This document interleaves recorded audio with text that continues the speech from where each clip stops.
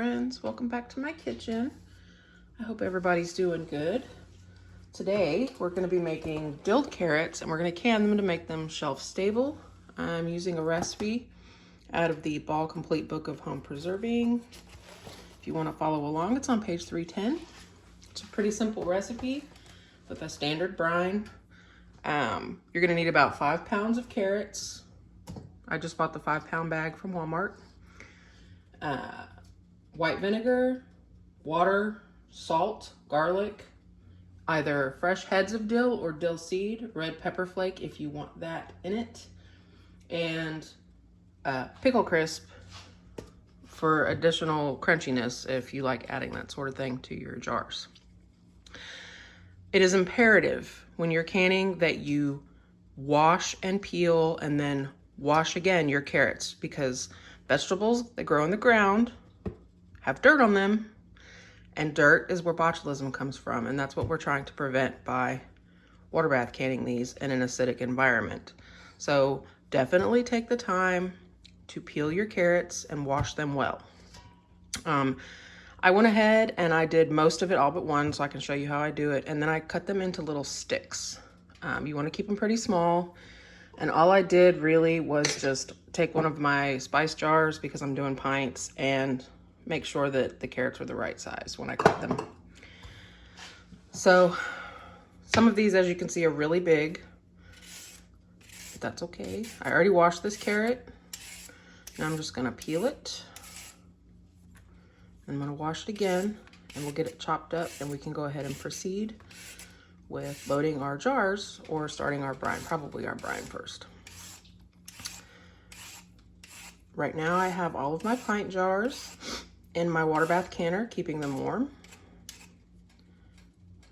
This recipe says it'll do 7 pints. I don't know, that's a lot of carrots, so I guess we'll just have to see when we're done how many we get.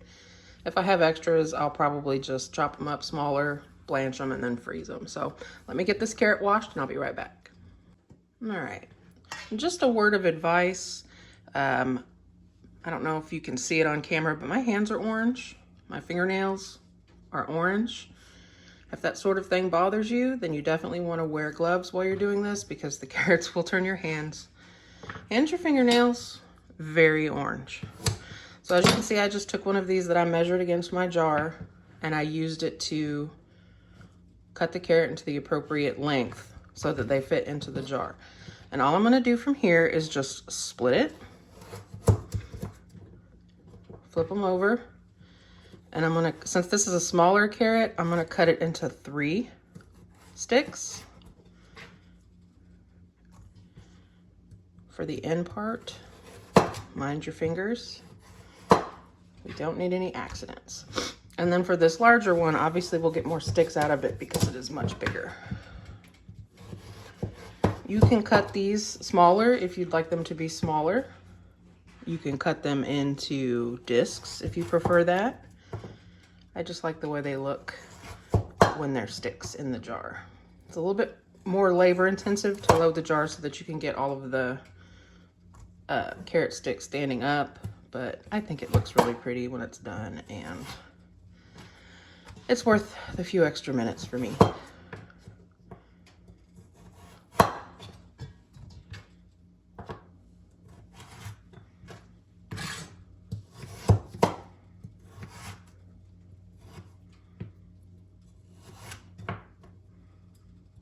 On these larger ones, just flip them after you've cut them, and if they still look a little too big, cut them again. In a big stainless steel pot, not aluminum, I'm adding 6 cups of 5% acidity white vinegar. Make sure that it's 5%. A lot of bottles are being labeled now at 4%, and it's not very noticeable, the change. To that, I'm going to add 2 cups of water and a 1/2 cup of canning salt. You can use any salt that has no anti-caking agents in it, kosher salt, sea salt, whatever.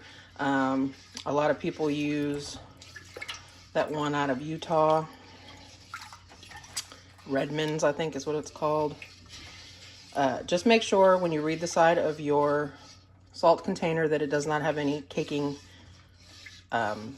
agents added to it, and you cannot use iodized salt. It will make your food look really gross. It'll turn your bright colored vegetables brown. It's not good. So, canning salt, kosher salt, Redmond's real salt, something like that. That's it for the brine. At this point, I have it on medium-high. I'm gonna leave it just like this until the salt dissolves. And while this is going, we're gonna go back to the other side of the kitchen and load our jars. Welcome back to the other side of the kitchen. All right, so we're gonna go ahead and start loading our jars. I'm just gonna pull my jars out of the water bath canner. Like I said, I had them over here keeping them nice and hot. And then we're gonna carefully load our jars. So to each jar, I'm gonna put half of one of those cloves of garlic. For pint jars, it's 1/8 teaspoon of the pickle crisp, half a teaspoon of dill seed, and half a teaspoon of red pepper flakes if you want red pepper flakes. And then I'm just gonna go ahead and start stacking my carrots in. Now, like I said, these jars are hot, so be careful. And the easiest way to do this basically is just to lay this jar on its side and load it up. If you find that some of these are too big, no big deal. Snap the end off, throw them back in. You want to make sure that you have enough, room for proper headspace.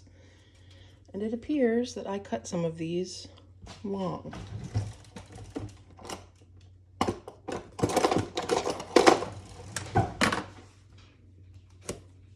So, chop the heads off. Whatever you got to do to make them fit. Get them in there.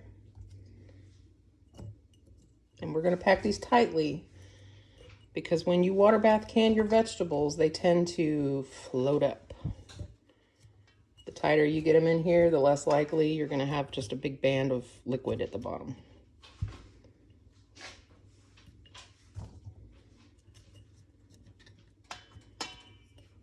But see how nice that looks when they're all standing up like that? I just think it's more aesthetically pleasing, but if you don't have time, don't do it. Just chop them up into rings, little coins, and that works too. If you can hear that train, I apologize. I have my windows open, and we have a very busy railroad just a few blocks from my house, so it is constant. All right, so we're gonna get everything packed in there, nice and tight. Get one more in there. Rinse and repeat with all your jars until you run out of carrots, and then we'll move on to the brine. Okay, guys, I decided to go ahead and stop here at 4.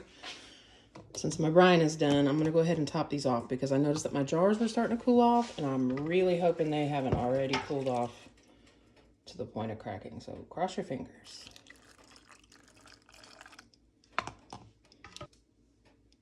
And we're going to go ahead and fill this to 1/2 inch of headspace. And then I'll go around and debubble because there are a lot of little nooks and crannies for air to get trapped, and then we'll readjust if we need to.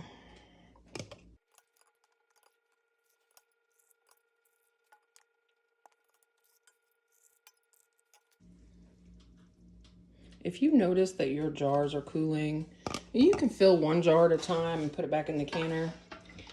I just found myself rushing. What you can do is, I've seen some folks, they get the plastic sink wash basins, and filled it up with hot water from their tea kettle or boiled water in a pan, and they set their jars down in that, and that keeps them warm while you're waiting for the next steps. All right, so 1/2 inch of headspace. I'm going to use my wooden chopstick. You can use your debubbling tool, just don't use metal. And we're just going to give all of these carrots a little jiggle. Make sure we don't have any air pockets trapped. And then adjust the headspace if it went down, which that one did just a little bit.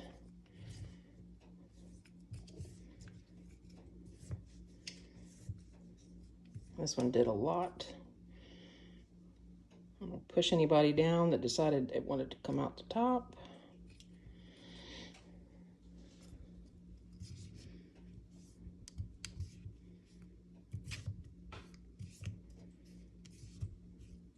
Carrots are pretty sturdy, but you know, just be gentle. You don't want to be stabbing holes in your carrot spears. All right, I'm gonna go ahead and top these off, each one of them back up to, excuse me, about 1/2 inch.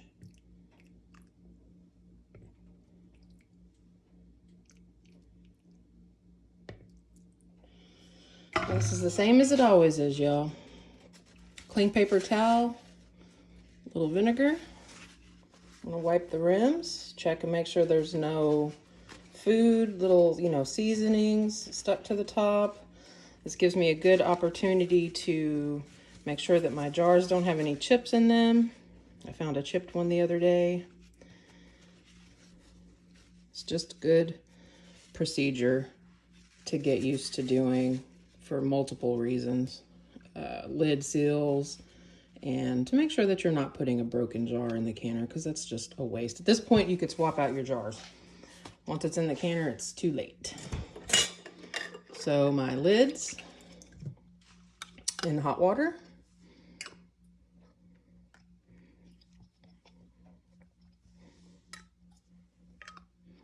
I'm gonna put my rings on to finger tight. Just gonna loosely hold the jar and turn the lid until it won't turn it anymore without turning the jar. This is just a tool to keep your lid in place. You don't want to crank it down, because if you do, then that jar can't breathe and it can't push the air out and it can't do what it's meant to do properly. So back in the water bath with these, I'm going to go ahead and finish up until I'm out of carrots, and then I'll show you the next step. All right, guys, this is the last jar I had to resort to using my wide mouth jars. Also, see my fingers? That is what I meant by wear gloves if that's going to bother you, because hooey, they are orange. I had just enough carrots to do 1, 2, 3, 4, 5, 6, 7 pints. This one is a little light on carrots, but I did have enough brine for all of them, with just a little bit left over. So that's perfect. And I have one empty jar in there just to keep space, keep the jars from rattling around. So I'm going to get this one loaded in, and I'll readjust my camera. All right, you see I got all my jars in there. There's a rack in the bottom. You never want your jars to touch the bottom of the pan. You need to make sure that you have at least 2 inches of water covering your jars. I'm going to put the lid on it. I'm going to turn the heat up to high. When this comes to a rolling boil, I'm going to start a timer for 10 minutes. You will need to adjust that water bath canning time for your elevation. I'm below 1,000 feet, so 10 minutes. Once that 10 minutes is up, once you set that timer, you let it boil vigorously for 10 minutes. Turn the heat off, crack the lid, and leave it alone for another 10 minutes. I'll be back with you when it's time to take the jars out.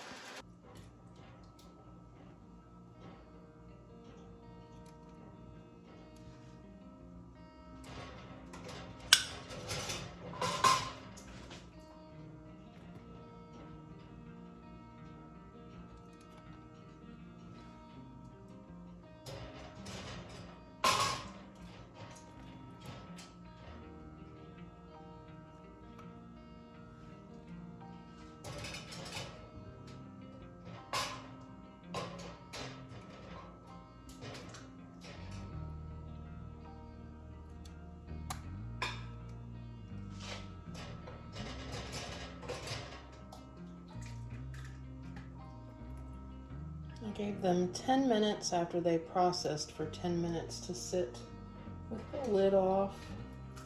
Just kind of chill out so that they don't get shocked, especially since I have my windows open. Looks like I don't have any seepage. There's nothing floating in the water. You can hear my jars are already starting to seal. They all look really beautiful. Nothing floated up really crazy. That's why I said, you know, pack the carrots in firmly, and then you won't have to worry about your vegetables floating up, your pickled vegetables. They look really nice. This is all I'm doing. I'm gonna let them sit for 24 hours just like they are. I'm not gonna poke them, touch them, move them, shake them, turn them upside down. I'm not gonna tighten the lids. After 24 hours, I'll take the rings off, check to make sure everybody's sealed, do a tap test. I'm gonna wash my jars, label them, and I'm gonna store them away in my pantry for future use. You wanna wait at least a couple of weeks before you try these dilled carrots. As with any pickle, the longer they sit, the stronger they get. So if you're still here, I wanna thank you guys for watching. Appreciate you being here. Do you think that this might be a recipe that you'll try? If so, leave me a comment and let me know in the box below. And you guys know the drill. As always, I will see you again next week.